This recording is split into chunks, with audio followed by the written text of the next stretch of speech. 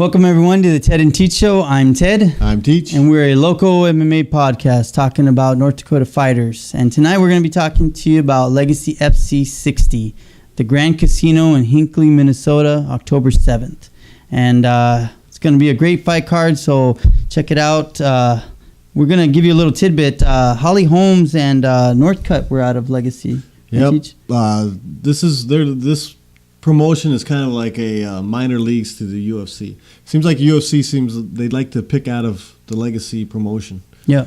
So a lot of fighters are really trying to get into this promotion. Yeah, I would imagine so. Right, we got a lot of fighters, so let's start off, Teach. We're going to go with the first one that we got for a pro fight. Nick Wagner, 8-5-1 out of North Dakota, going against Cam Olson, 5-2 out of Wisconsin. Lightweight, fight 205.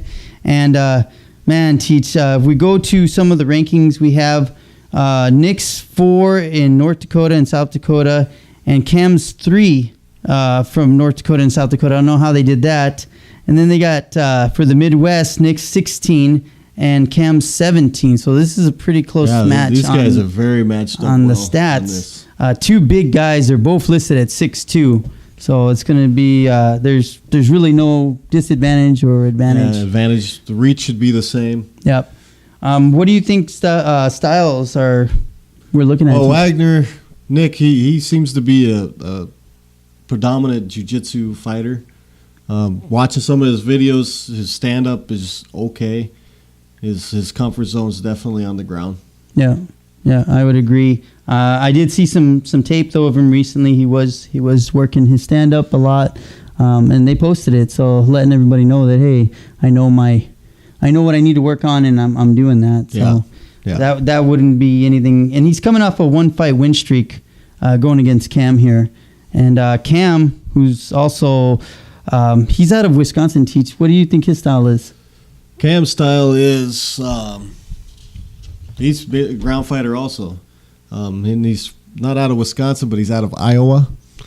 So they had him listed as Wisconsin, but yeah, I saw that too. I didn't know. So he's going to be a very strong wrestler. Yep. All the Iowa boys seem to. It's kind of like the Brazilian guys. They all got black belts in jiu-jitsu. Iowa guys are predominant wrestlers. Yeah, when you mentioned a strong wrestler, I saw him fight against Casey Mullen, and he threw that guy around. I mean, just picking him up, very tossing him. strong kid. Yeah. But it's going to be a classic matchup between the jiu-jitsu wrestler. Remember back in the day when it was Gracie and Shamrock? Yep. Yeah. Yep. It's going to kind of be, this is how in my mind it's going to play out. A lot of groundwork. Basically, Cam on top and Nick throwing his submissions as much as possible. Yep. So you're thinking that maybe Cam's style plays into Nick's his strengths? Oh yeah, definitely. I mean, what does a jiu-jitsu guy want? They basically want to be out there. They're comfortable on their back, and then you have the wrestler that, of course, he doesn't really want to be on his back. He wants to be on top of the ground and pound. Yeah. Yeah, I would agree with you too, Cheech. And I think with maybe working on the stand-up, maybe that'll take Nick out of his game plan, though. Or, I mean, not his game plan, but more what he's used to. Basically, for a jiu-jitsu guy, their stand-up is just a temporary moment. All fights start on their feet. Yep. So you definitely got to work your stand-up so that you don't just get pounded on before you ever get it to the ground. Yeah. Simple as that. When it comes down to it, though, once Cam gets hit a couple times, he's going to go to the ground no matter what. He's going to go to what he knows best. He's going to go to what he's comfortable with. With that said, who are you taking for this? On this one here, I'm going to take Nick. I think I will take Nick Wagner on this fight. Yeah, I'm going to go with you, Teach. I totally agree. I think it's going to play into Nick's, his advantage, and unless Cam's, working on something different, which he didn't. Yeah, for Nick to win this fight, really, he wants to really get Cam on his back. It'll make it simpler. Use his jiu-jitsu from the top. Start out, use your hands, get the clinch, get Cam on the ground, and just work his jiu-jitsu from the top. Yeah. Best place you put a wrestler is on his back. Yeah.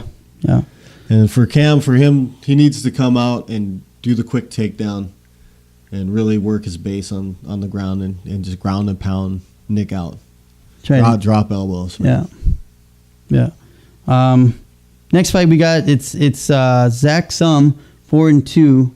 Also a North Dakota fighter, coming against Marcus Green, 2-1 of Illinois. And this is a heavyweight fight. And Zach hasn't been into the mix since 2011, Teach. But, from what we saw and stuff, he has, like, good training.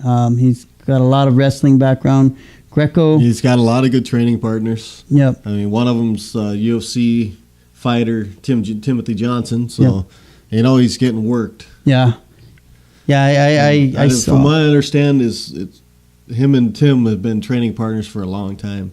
So, with Tim getting into the UFC, your training partners get you up there. Yeah. So pushing that cardio and stuff. And he did mention that he is training with Brian Heaton and stuff. And Brian's got great cardio. If you haven't seen Brian before, he does have really good cardio for a heavy guy. Yeah. But he's going against this unknown and Marcus Green. Have you seen much on him yet, Teach? We just watched a few videos of him. He does move around pretty good for a guy that's as tall as he is, and 6'7", 6'7" is what they have him at. He does definitely moves around really well. The guy does. He's not just a wrestler. He's definitely is a striker too. I mean, it doesn't show it in his record. He's got one submission and went the distance twice in his career. So he's got cardio for a big guy. But it just doesn't look like he has the finishing skills. I think they said he had a kickboxing background. They said he had some power in his hands, and I mean at that style. Just looking at his record, though, how much power does he have in his hands? Yeah, I was mentioning that to you. I think he averaged like a fight a year, and like you were saying, sometimes this could be because of the card. You can't get the right opponent to fight him. Drop out. Things change quickly, and being a big guy like that, it's not always easy to find an opponent. Last minute. I was telling you earlier that I think he's like a carbon copy of John Jones. I could see that he had that long spread out where he tries to block the takedown, the sprawl. Yeah. That long reach, and then he did mention that he tries to move around a lot to get his opponents because he knows they're heavyweights and their cardio might not be as great. But I don't know. I judging from both styles, I think that plays into Zach's advantage. Yeah, I believe so. I mean, Zach, dude's got a great clinch game. That's what he's worked. All the fights I've seen, he's very in control of himself, very comfortable and confident. Yeah. So. Yeah, I agree. Like I saw fights on Marcus, and he is, a big guy, so it is going to be somebody that's going to have to go after him. From what I've seen, though, he's a big guy. Guys are coming in intimidated, and that kind of plays to Green's favor. He's not going to have that comfort zone this time. Mm-hmm. Zach he's a comfortable fighter. He's trains with really good fighters, like you said, with Brian Heaton, Timothy Johnson. He's been in there. I think he even said he was over at Brock Lesnar's camp and training over there, and so he's got the experience. He's got a lot of the knowledge. And Green, I don't know other than anybody that they've mentioned that he trains with. Right. So maybe. So who are you picking on that one, Teach? First, we should go over. How each fighter is going to win. Oh. For Zach, his deal, use your Greco-Roman wrestling. Yeah. Get Green to the ground quickly, and that way you get away from that reach advantage that he's going to have on him. Yeah, that would be the only way you can beat this guy. Yeah. And Green, for him to win, he needs to use his jab, circle a lot, stay away from the clinch as much as possible. I really think that Zach's going to have the advantage in the clinch game.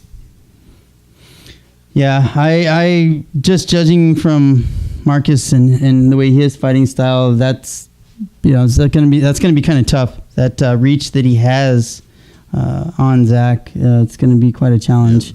I think Maurice is going to try to keep the jab going, try to keep his distance, maybe kick out the leg, try to slow down Zach before he comes in to try to take him down. That'd be the smartest play he could play in this fight. Yeah.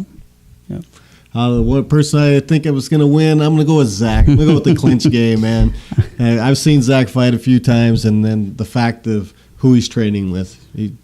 He's training with top-level fighters. So. Yeah, I agree with you there, too. I'm going to go with Zach also just because I thought wrestler does really, really good against the stand-up. Yeah. Once they're taken down and stuff, they have a really hard time. And who knows? Nobody's put Maurice on his back. Hardly at all. I never saw once where they had control of him on the ground. So I agree, Teach.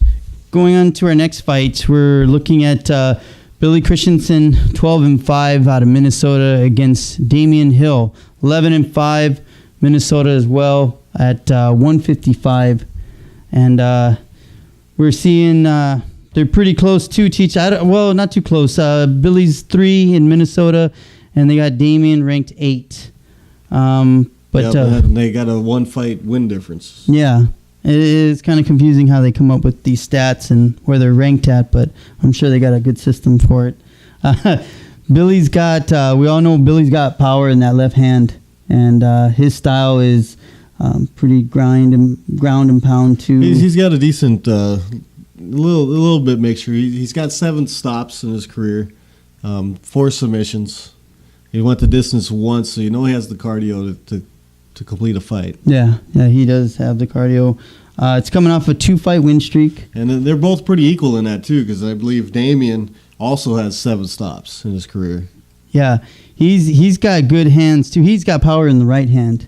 He's got the power in the right hand from what I saw. And but the one thing that kind of worried me was he's hasn't been in the ring in it's going to be 2 years here coming. 2 years? 2 years. Yeah, he's a boxer. He came into MMA as a boxer. He's probably still doing his boxing. So we can't say he hasn't been fighting. He's not MMA fighting. Yeah, so. I saw that he did a lot of boxing in a lot of his fights. It looks like he's got good hands. We know though too, Billy's coming off of that great that big win against Marshall. 42 seconds first round. So it ain't going to be no walk in the park for Damian. No, not at all. From what I see, though, Damian moves really well. We didn't get to see a whole lot on Billy, but Billy, he's more of the mixed martial artist. Yep. So if it ends up on the ground, he's going to be looking for submissions. If it's on the feet, he's going to try to use that, like you said, power in the right hand. I did see some bouts where Damian looks like he did work some ground. He did have some knowledge of the ground because when the fighters didn't want to stand up with him, they went to the ground, and he's won a half and half, I would say, battles on the ground. Stand up, he does pretty well. Yeah. He puts really good combinations together. That's what Billy's going to have to watch out for. Is he'll put 3 and 4 punches together. Yep. Most people are used to that 1 and 2, maybe 3 every once in a while, but Damian seems to come out and throws. He likes to throw the 3 and 4s. Yeah. Judging by their styles and stuff, who do you think teaches? What does Billy need to do to win against Damian? Billy needs. I would say Billy should get it to the ground quickly. Stay out of the boxing. I know he's got a lot of power in his hands, but technically, Damian's better at the hands game. Mm-hmm. So I would suggest that Billy gets it to the ground, uses his submission skills. Yeah. And with Damian, you think the reverse of that? Stay on your feet. Stay on your feet. Don't Damian. Go to the ground. Yeah. Stay on your feet. Use your combinations like you've seen in some of your videos. If you got to take this to the decision, that's still a win. Yeah, it seems like he does that a lot with his fights. He goes. Yeah, he's got 3 decision wins in his career. So yeah, he goes down to that knowing how to score and how to stay ahead in the card. Yep. Billy is the current North Star Combat lightweight champion, so he's got that feather, and then I'm pretty sure Damian's hopefully he'll remember to put that away. and look forward. Yep. Who are you taking in this fight, Cheech? This one I'm gonna go with Billy. I'm gonna go with Billy Christensen because I think he will. If it hits the ground, he wins the game. Yeah, and I think even standing up, Cheech, it just takes, they both got power, but yeah, just that stand up, even if he has to. Yeah. Just in the stand up, it just looks like Damian's much more technical. Yeah. Okay, so we're taking Billy on that one, both, right, Cheech? Yep. All right. Next fight, we got Kevin Clark, 4-2 from Minnesota, going against Junior Hernandez, 19-9, Iowa, fighting at 140. And right now for Minnesota, I have Kevin 12, and Junior in the Midwest, they got him 14. And they also have him as number 1 in Iowa. In Iowa, yep. Because of maybe he's the current extreme lightweight champion. That could be possible. Yes, that could. We all know, we've seen Kevin, and he's a very good ground fighter, very aggressive, can be very wild at times too, but he goes after. Yeah. He doesn't back down. Right. He goes after. He wants a finish. He's a finisher. Yeah, he is a finisher. Most of his fights are like first round. His are win or lose. It didn't, Yep. He's going to push the pace. Yep. He's very aggressive. Yep. Looking at Junior, a lot of boxing too. I didn't think he was too good on the ground. He does have 7 career stops. Yep. So he's a striker himself. Yep. Yep. He counts on his hands. He wants to finish the fight. Yep. A lot of experience. He does have 13 decisions in his career though. Another typical boxer, like you said, he just they know how to score. Yeah. They know how to score. Judging from those two, Teach, what does Kevin got to do to win? Kevin, he needs to get it to the ground. Yep. Just keep it out of the decision win. If Kevin gets it on the ground, he'll do a phenomenal ground and pound game. So he'll finish him off if he gets him on the ground. And for Junior, of course, stand up. Stand up. Stretch it. You got 13 decision wins, and you went 13 times to decision. That seems to be your bread and butter. I bet you too. Maybe he's been working on that ground, and he knows that pretty much you can't always stand up on your feet. Yeah. And I did see some video where he was trying to work. So yeah, I would agree with you too, Teach. I think Kevin should win by taking him down, and then same thing. What we see all the time: boxer versus wrestler. Right. So you're taking. I'm gonna have to go with Junior Hernandez. Oh, you're gonna go with Junior? Yeah. Awesome. I'm going against the grind. Sorry, I like Kevin. Yeah. But at 19-9, number 1 in Iowa, this is gonna be a really, really tough fight for Kevin.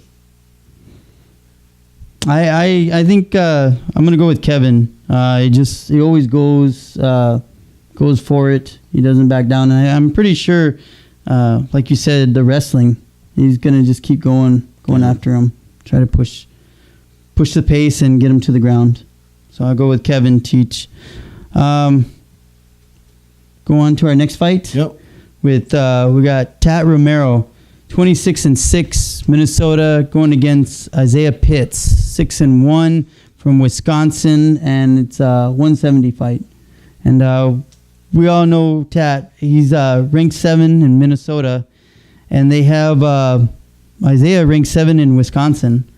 In the Midwest, though, they have Tat at 26, and they have Isaiah at 70. And right away, Teach, I talked to you about this one. You got, Tat is 36, and Pitt's 41.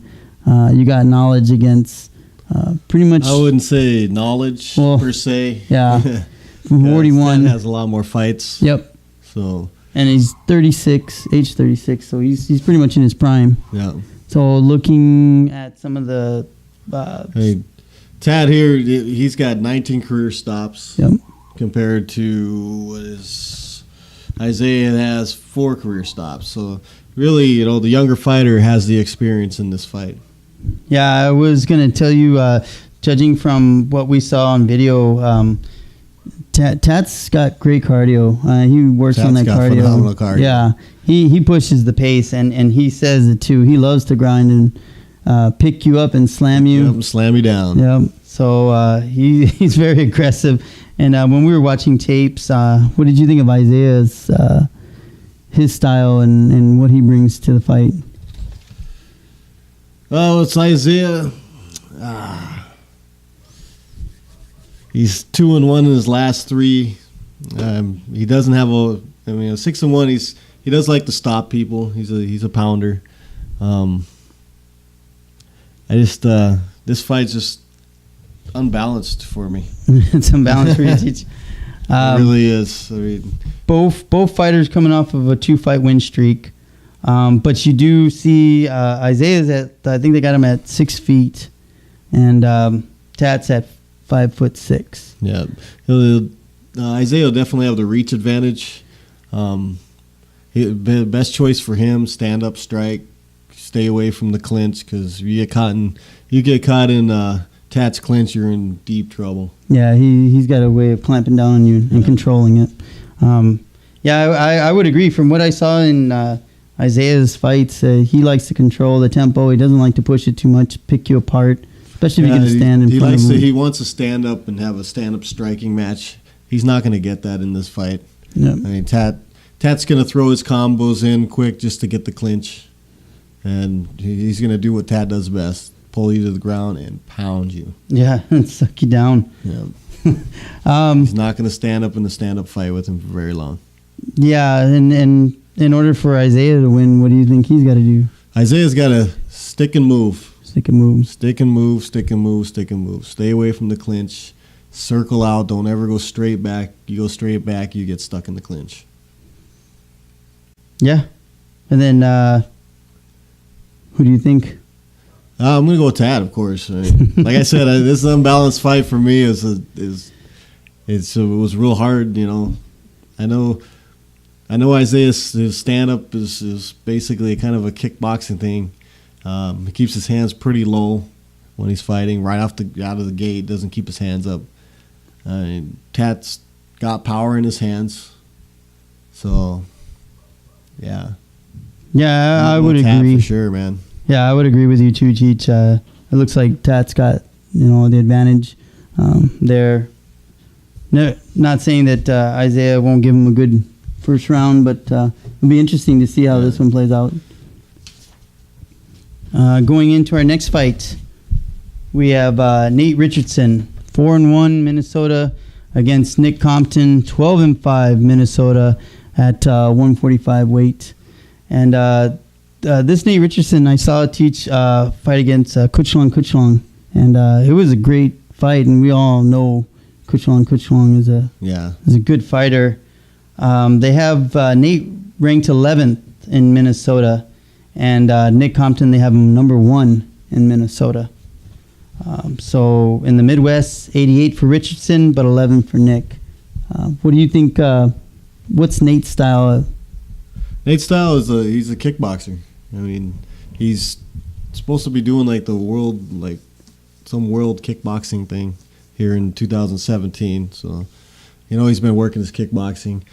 He fought Kuchlong. That was a kickboxer, and he was taking Kuchlong's kicks like with no problem. So. Yeah. The only thing I did see was that he had to work on that takedown defense. He had a problem there. Well, that's when you're a predominant kickboxer. Yeah, that usually is your weakness. So. Yeah, I did see that in the fights that he had. He is coming off a 2-fight win streak though. But going against Nick, what do you think Nick's style is? Nick's style is with his. I didn't write a stoppage just down. I saw more of he had good boxing. He's got good hands. Yep. It said Muay Thai, that he did have some Muay Thai and also some good ground. Yeah, 12-5. He's got to be a pretty good fighter. Yeah, he was a pretty good fighter, ranked number 1 in Minnesota. So, yeah, from what we saw in the video, he was really good. I think man, how do you see these two playing out? How does Nick? I think it's going to be a stand-up war between these two. Yeah, Yeah. I think so too. I think Nate likes to throw his hands more, even though he knows how to use the kicking. Yeah. He likes to use his hands a lot more. It's going to be. I think this will be a stand-up battle between these two. It all depends on who is most comfortable in the stand-up. You know, the person that's going to get uncomfortable is going to be trying to do takedowns right away. So with Nate Richardson, this guy he's a kickboxer, but he's built like a wrestler. Yeah. You know? If you looked at the guy, first thing you would think of is wrestling. You wouldn't really think of him as a kickboxer. He was really quick too. I saw him when he was countering on Kuchlong. He was really fast, great hands. So I think that kind of plays to his advantage against Nick. Nick looked like he was cautious, counter striker, but good hands as well. I don't know. I think with Nick, he's going to be the taller fighter. Yep. Best thing he could do is jab out, just keep Nate at a distance, and just work his stand up. Yeah, and I think Nick has good ground. I think that'd be something too to think about, Teach, right? Because from what I saw, he looked like he was really well versed, like Brazilian Jiu-Jitsu as well. Yeah. So you're taking. I'm gonna go with Nick Compton on this one. You gonna go with Nick? Yeah. Yeah, I think so too. At 12-5, he's got a lot more experience, and he looks pretty tough. Yeah. Pretty tough against Nate. I agree with you too, Teach. I would go with Nick on that one. Coming up, we got Jos Eichelberger, 18-9, North Dakota, against Dakota Cochran, 25-10, Nebraska, 170. This is going to be the co-main event of the evening. This is going to be at 170 pounds. This with Dakota Cochran, he's a Bellator vet, right? Yep. They said he's already 7-2 in Bellator. So he's got a lot of experience coming into this fight. Yep. They got Jos ranked second in North and South Dakota. They got him ranked 1 in Nebraska. I'll tell you about that in a minute. And then Jos is 28 in the Midwest, and he's ranked 1. Dakota's ranked 1 in the Midwest. And I'm guessing because of what they both have around their waist. Got Jos as the current prize fighting champion, and I think Dakota is the current Total Warrior champion. This is going to be a fantastic fight between these two warriors, man. Yeah, I agree with you, Teach. We know that Jos is a smart fighter. He has power. He mixes it up well. What do you know about Dakota? Dakota, he's got power too, but his power is mainly on the ground. He likes to ground fight. He's got 11 stops in his career, where Jos has 10 stops. So these guys are really, even though their records are not that close, but their abilities are very similar. Yeah, it's going to be great. I really. What do you think Jos is going to do to win, though, Teacher? What do you think he needs to do to win? He needs to try to keep it on his feet the best he can. I'm pretty sure with their camp, looking through the videos, Jos is really going to work his ground as much as possible because he knows that it's not going to be on the feet for very long. Yeah, you think Dakota's going to try to take him down? Absolutely. That's Dakota's style. He's going to look at Jos's record. His last 3 fights, he's got 2 KOs and a decision. So he knows right away that Jos's power has come up in the past few fights. Yeah. So he's not going to want to sit there and just, bang with him. Other thing is Jos is the taller fighter. Jos is lanky. He's got long arms. So he's going to have the reach advantage. We got Jos coming off of a five fight win streak. Yep. And Dakota's only got 2. Like you said, I would be guessing that Jos is working at getting back up if he does. Yep. Trying to block a lot of the takedowns. So that's going to be a lot of cardio itself right there. He's going to be working. And with Dakota, like you said, Teach, to go to what's been winning. On a high note, I guess he fought Ryan Couture, at Bellator. And so, but he lost. Yeah, just judging by that, Teach, who you taking? I'm going to take Joe Eichelberger. Yep. He's on a 5-fight win streak. He's knocking people out now. I'm definitely going to take Joe's.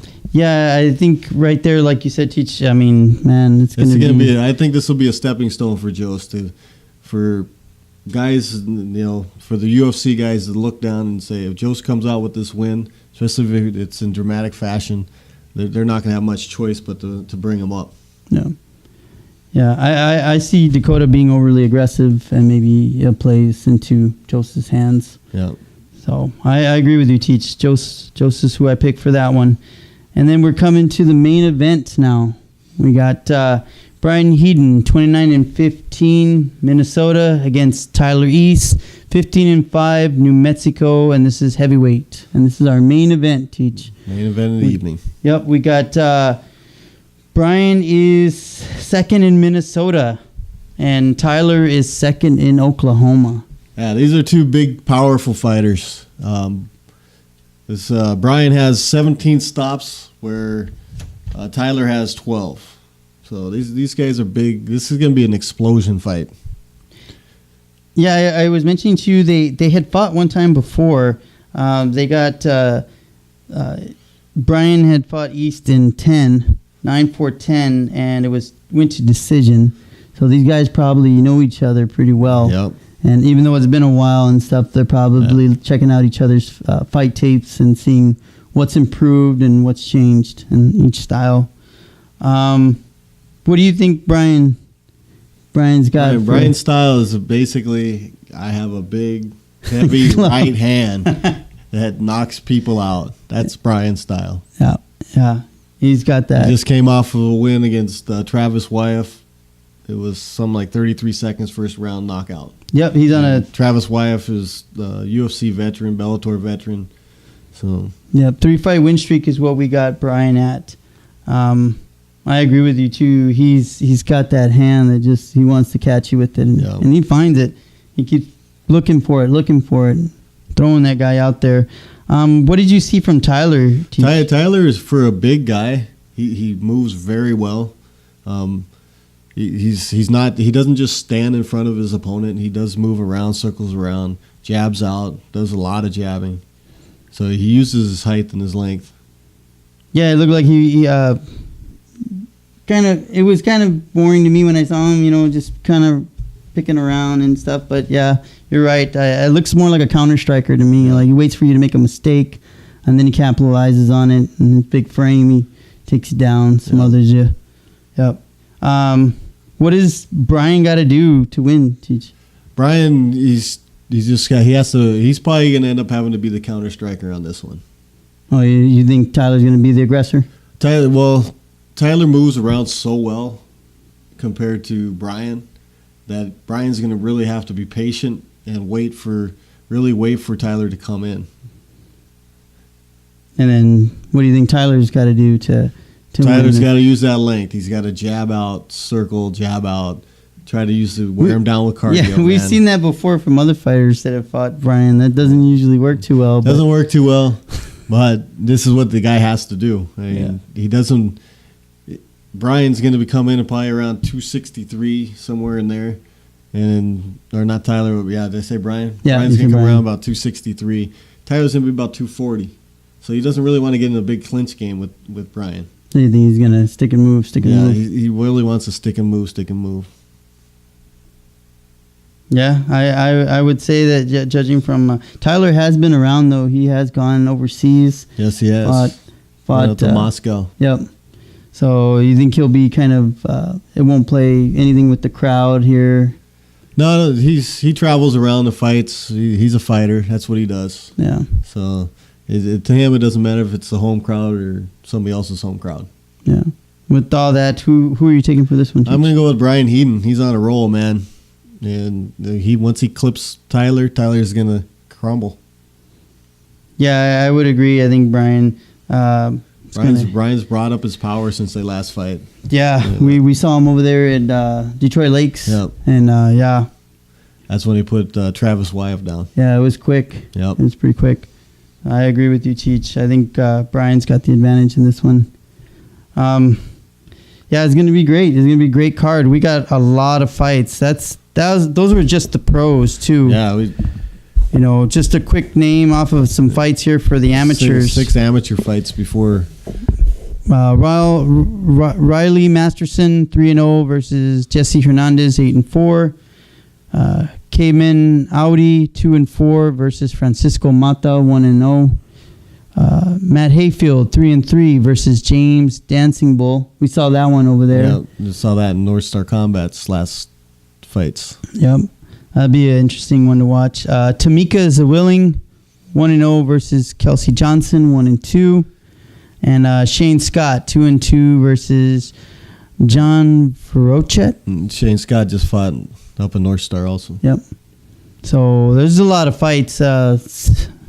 You're gonna get your money's worth. Yeah, a lot of these fighters. They're the top of their area, and yeah, you don't really want to miss out on this fight card. No, some of these guys' records are amazing and stuff, and I think you're not gonna be disappointed. Yeah, all of them are trying to get to the top. Yeah, I mean these fighters aren't just in it for the beer money or anything like that. For chicks. They're in it to get to the top. They're trying to get into the UFC. Yeah. Yeah, with all that said, Teach, hope to see you guys there because we're going to be there. Yep. We're going to be there watching the fights with you guys. So let us know what you think. If you guys got some tidbits for us, and maybe hit us up. Send us an email. Remember, don't be shy. Gloves up. And fight on. Fight on.